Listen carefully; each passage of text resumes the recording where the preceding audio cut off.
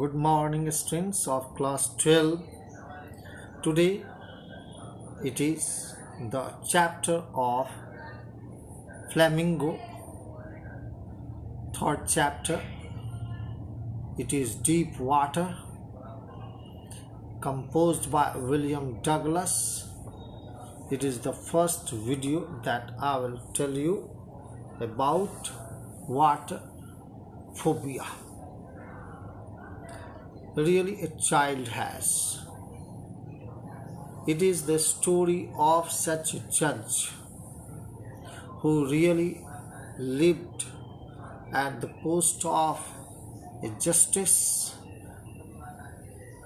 They were found in the history for 36 years, and he is the man who really was afraid of the water when he saw it in the beach of California. Here it is one of the chapters that give us about the courage, daring capacity, how one can overcome the fear, and how the fear really terrifies a person and makes him completely numb, subdued, inactive, and brings him near the death. Really, it was his good luck that he was recovered from the YMCA pool, and later he found himself in a hospital and then in a bed. So here you will learn how he was trained, how he learned, and how his fear disappeared. William Douglas was born in Minnesota.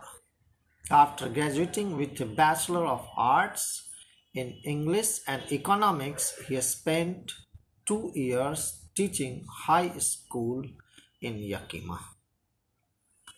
However, he got tired of this and decided to pursue a legal career. He met Franklin D. Roosevelt at Yale and became an advisor and friend to the president. Douglas was a leading advocate of individual rights. He retired in 1975 with a term lasting 36 years and remains the longest serving justice in the history of the court. The following excerpt is taken from Of Men and Mountains, written by William O. Douglas. It reveals how, as a young boy, William Douglas nearly drowned in a swimming pool. In this essay, he talks about his fear of water and thereafter how he finally overcame it. So, it is an autobiographical part of the selection that will tell you about the discussion of fear. William Douglas served as an Associate Justice of the Supreme Court of the United States. Nominated by President Franklin D. Roosevelt, Douglas was confirmed at the age of 40, one of the youngest justices appointed to the court. He was born on 16 October 1898, Man Township, Minnesota, I told you.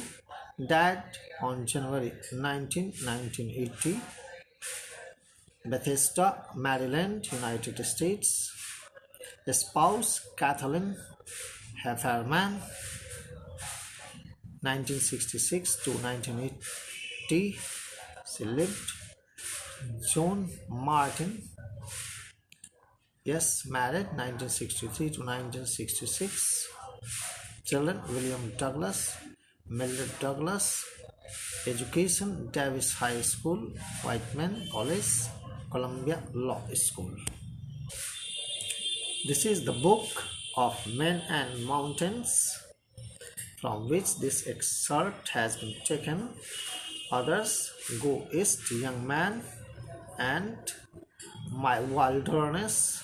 That these are the three books really became widely famous and best selling. Some other books, Beyond the High Himalayas and Strange Lands and Friendly People, and Nature's Justice.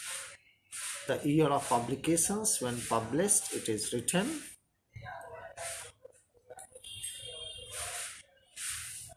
Narrator says that it happened when he was 10 or 11 years old. He had decided to learn to swim. There was a pool at the YMCA in Yakima that offered exactly the opportunity. The Yakima River was treacherous, very dangerous. Mother continuously warned against it and kept fresh in his mind the details of each drowning in the river Yakima. But the YMCA pool was quite safe. There was no danger in going there, and one could reach there so well and learn how to swim so good, so well, because it was 9 feet deep at the other end and 3 feet deep at the shallow end. The drop was very gradual. He got a pair of water wings and went to the pool. He hated to walk naked into it. He hated to walk naked into it. And so his skinny legs, thin legs, but he subdued his plight. He just silenced his pride, satisfied with his pride. From the beginning, however, he had an aversion, means hatred, to the water when he was in it. This started when he was 3 or 4 years old, and his father took him to the beach in California. He and his father stood together in the surf.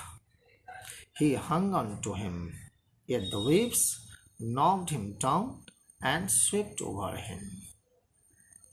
He was buried in water. His breath was gone. The narrator was frightened.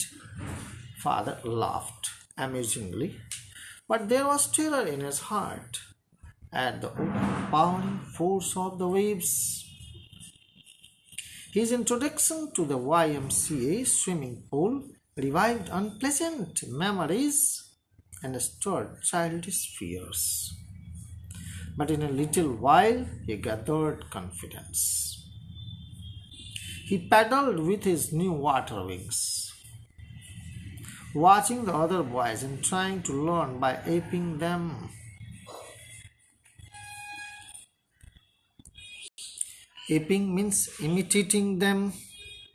Really, he was so much troubled and he wanted to get rid of it. He did this 2 or 3 times on different days and was just beginning to feel at ease in the water when the misadventure happened. He went to the pool when no one was there and the place was quiet. The water was still and the tiled bottom was as white, as clean as a bathtub. He was timid, coward, fearful about going in alone. So he sat on the side of the pool. He was waiting for others. In the meantime, someone came. He was a big bruiser. He was a very tall, strong, and sturdy. Probably he was of 18 years old. He had thick hair on his chest. He was a beautiful physical specimen. with legs and arms that showed rippling muscles. He yelled, he cried out, "Hi, Skinny, how would you like to be ducked? How would you like to be ducked?" Means, how would you like to go into water? And he tossed him into the water. He picked him up into his arms and tossed him into the water as a coin is tossed. He landed in a sitting position, swallowed water, and went at once to the bottom. He went at once to the bottom. He was very much frightened, but not frightened out of his wits. On the way down, he planned. Douglas planned. What did he plan? When his feet hit the bottom, he would make a big bump, big jump, come to the surface. Then there he would lie flat on it. Then he would paddle and come to the edge of the pool. It was his plan.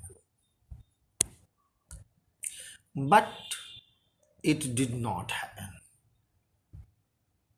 Certainly, the things that you think, how it would be executed in reality, it is quite difficult to happen in reality. So, in this very video, this much. Thank you, children. I will tell you something more in the next video.